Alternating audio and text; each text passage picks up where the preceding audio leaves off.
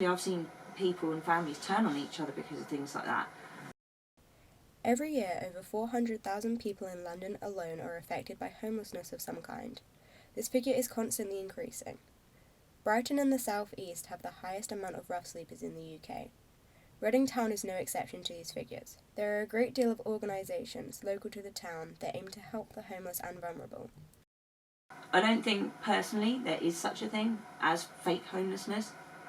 I think that there are a few, very small amount in comparison to the main homeless group, a very small number of people that take full advantage of everything they possibly can so that they don't have to pay or do anything to get by in their life. So I think as far as fake homeless, I don't think there is such a thing. As far as con artists within the homeless community, yeah, there are, and you will always get that. The people that you might see are begging in town that are homeless as such. I'd say 80-90% of those are living in supported housing.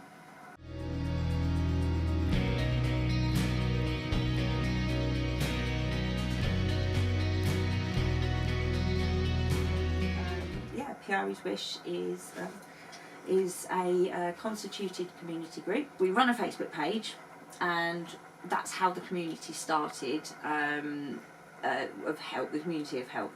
And then originally the group used to go into town, say 1 or 2 people, with a few bags of sandwiches and drinks. And all of the homeless and vulnerable people in Reading that we meet, we ask and invite to come to us.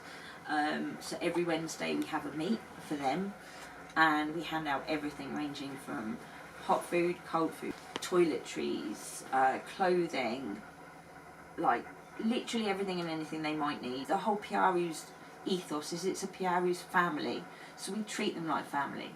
They're welcome. If you're hungry, we say come. Addiction and alcoholism could be the cause for some people, but it's usually the result of homelessness.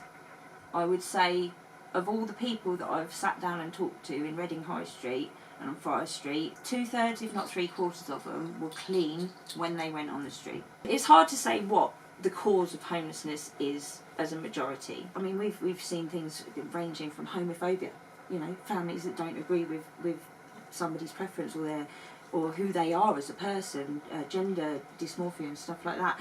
Literally, I've seen people and families turn on each other because of things like that.